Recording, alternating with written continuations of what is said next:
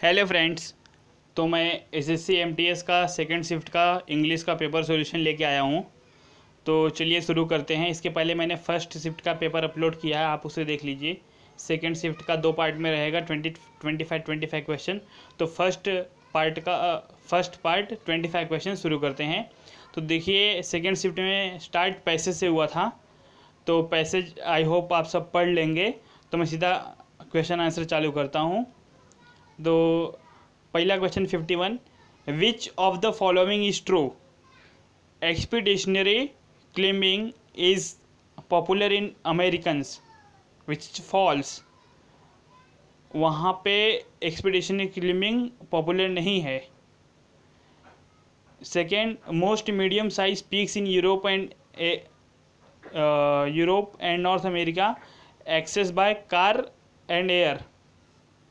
तो नीचे से फोर्थ लाइन में उन्होंने मेंशन किया है, in Europe and North America there is less of need of expedition style. और सबसे नीचे उन्होंने लिखा है कि थर्ड लाइन में, these mountains can often be easily accessed by car और एयर। तो which is B? True B है, ऑप्शन बी। 51 का आंसर बी है। What necessitates the huge amount of supplies and large number of personnel in Himalayan expedition? तो इसका answer देखिए, ऊपर दिया है 4 के चारों हो सकता है, क्योंकि वहाँ पे लिखा है कि एक्सपीडिशन माउंटेनियरिंग, मैं फोर्थ लाइन पढ़ रहा हूँ। Expedition mountaineers still employ the skill sets of alpine mountaineer except they have to deal with the even higher altitudes, expanded time scale, longer routes, foreign logistics, more severe weather and additional skill unique to expeditionary climbing। और नीचे इन्होंने और भी लिखा है कि necessitates supplies and large number of personnel। तो supplies and large number of personnel यहाँ पे नीचे चौथी पांचवी लाइन में इन्होंने लिखा है, Himalayan mountains can take weeks or perhaps even months to claim a large number of personal and amount of supplies are necessary. तो वहाँ पे टाइम की बात हो रही है कि नहीं तो वीक और 2 वीक लग, डे और 2 वीक लग सकते हैं। तो इस हिसाब से एक्सपांडेड टाइम स्केल हो सकता है 52 का C. But severe weather condition, foreign logistic भी ऊपर दिया है। इसका आंसर एसएससी डिसाइड करेगा। तो ए सी डी जिसने ही मार के रखा है तीनों में से, अपने आप को करेक्ट काउंट करके चल सकता है, लेकिन मोस्ट प्रोबेबली आंसर सी होगा। ए और डी भी हो सकते हैं, या फिर एक क्वेश्चन ही कैंसिल हो जाए, क्योंकि यहाँ पे 3 के तीनों आंसर होंगे। 53 देखिए, which of the following style of mountaineering is considered to be slow and heavy? Paragraph का पहला लाइन इसका आंसर करता है, expeditionary mountaineering could be viewed as slow and heavy. तो इसका आंसर 53 का बी होगा, 53 का बी, एक्सपीडिशन माउंटेनियरिंग। 54 देखिए, what account for the greater prevalence of expedition mountaineering in the Himalayas? तो यहाँ पे दिया है स्पेसिफिक नेचर। देखिए कि ऊपर से 2 4 6 7 8 9 8वीं या 9वीं लाइन आएगी यहाँ पे, the prevalence of expedition style climbing in Himalayas is largely function of nature of mountains in the region.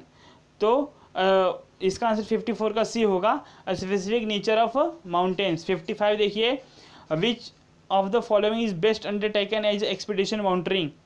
तो इसमें यहाँ पे दिया है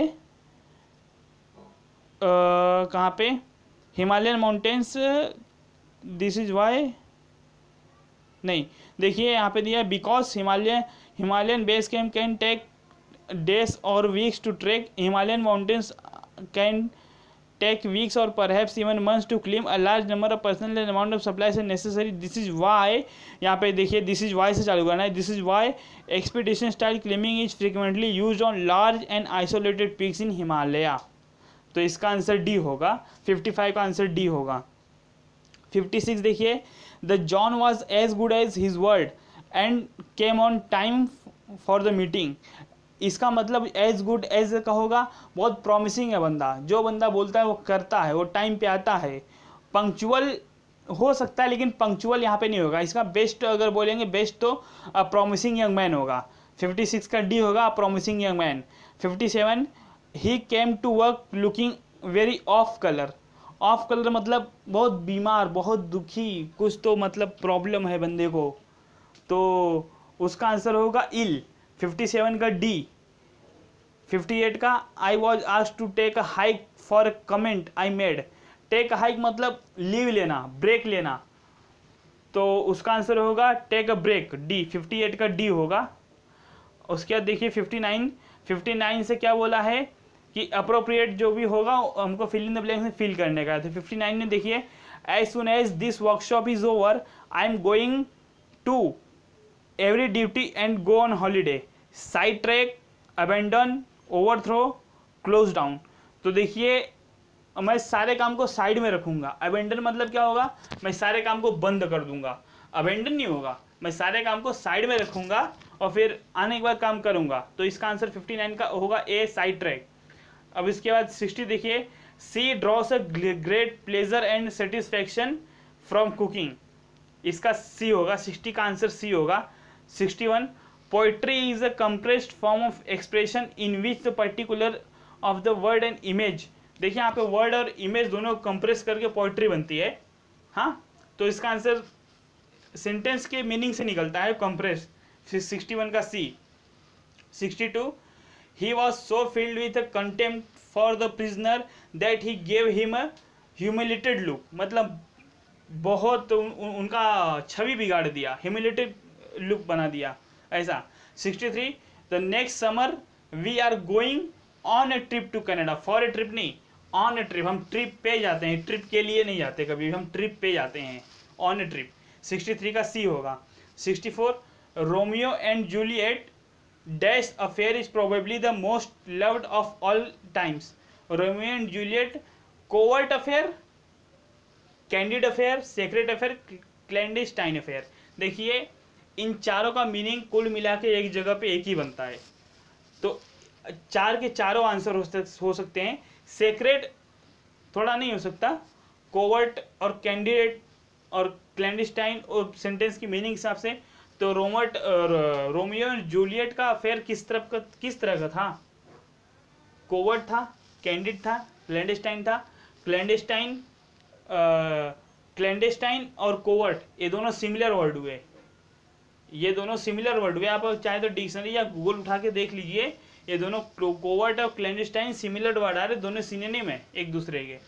तो ये आंसर एसएससी डिसाइड करेगा कि आंसर क्या होएगा इसका। 65 देखिए the ascent toward the school was very steep. Ascent नहीं होगा यहाँ पे, देखिए सब में असेंट दिया, कुछ में स्पेलिंग मिस्टेक करके उन्होंने बनाने की कोशिश किया, लेकिन क्लियर कट आंसर होगा असेंट, असेंडर, ए। 65 का ए। 66 देखिए some interesting matters in our discussion came up. वहाँ पे डिस्कशन में कोई मैटर ही आएगा, कुछ अच्छी चीज आएंगी, केम अप आएगा, केम इन नहीं आएगा। Some interesting matters came in our discussion yesterday, in नहीं होगा, अप होगा, केम अप। 66 का A. 67 he loaded the bales. Bales मतलब गट्ठर, बेल्स मतलब गट्ठर होता है, बंडल, बास्केट, बंचेस नहीं होगा, गट्ठर बेल्स होगा, तो उसका आंसर होगा बी, 67 का B. 68 anything is practicable which is not against the nature of thing. मतलब ऐसा कुछ भी प्रैक्टिकेबल है, कार्यात्मक है, जो कि प्रकृति के खिलाफ नहीं है, तो 68 का आंसर ए होगा। 69 देखिए हमको इस स्टेटमेंट में कहीं एरर है तो बताना, नहीं एरर है तो हमको आगे बढ़ना है, नो एरर बोल के, ओके। 69 से देखिए there are school in either side of road. तो देखिए यहाँ पे इन तो नहीं होगा, ऑन होगा। There are schools on either side of road, लेकिन यहाँ पे सी और डी में देखिए कंफ्यूजन आ रहा है, स्कूल या स्कूल्स। तो इसका सॉल्यूशन कौन देगा? जो देयर आर दिया है। अब आर तो स्कूल्स में ही होगा ना, स्कूल्स, तो इसका आंसर डी होगा, आर। 69 का। 70 देखिए many years have pass since India become free. इसमें नो एरर, इसमें कोई एरर नहीं है, सब पूरा सेंटेंस एकदम सही है। वी एक्टेड योर इंस्ट्रक्शंस, इसमें भी कोई एरर नहीं है, सब पूरा स्टेटमेंट सही है, ग्रामर वमर इसमें सब सही है। 72 as soon as I called her she came out of her house.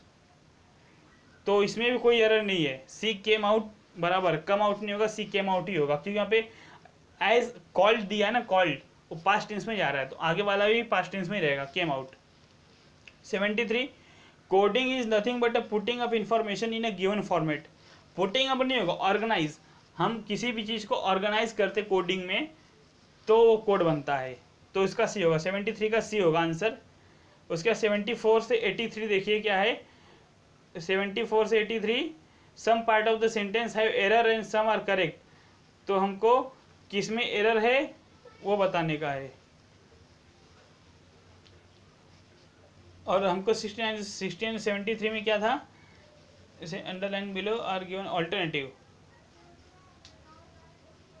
Sorry 69 में हमको ऑल्टरनेटिव बताना था, एरर नहीं बताना था, एरर हमको आगे वाला बताने का है। मैं जल्दी जल्दी बताना भूल गया कि यहाँ पे हमको ऑल्टरनेटिव, तो ऐसे इसमें ऑल्टरनेटिव था ही नहीं, इसमें सब एरर ही पूछा था कि जो 4 ऑप्शन है ना, आपको 4 ऑप्शन में गलत और एक सही, वहाँ पे एक गलत, तो कुल मिला के ये जो 69 to 73 और 74 to 83 हैं, ये एक ही टाइप के क्वेश्चन हैं, इसीलिए ऐसा हो गया कि मैं देखा नहीं, लेकिन एक ही टाइप के क्वेश्चन है कि जो 4 ऑप्शन है वहाँ पे गलत चीज़ें दे के रखी हैं, और कभी कभी सेंटेंस गलत है तो वहाँ से उठा के सही करना है हमको। ओके, तो ऊपर का 73 तक तो किया, 74 से देखते हैं।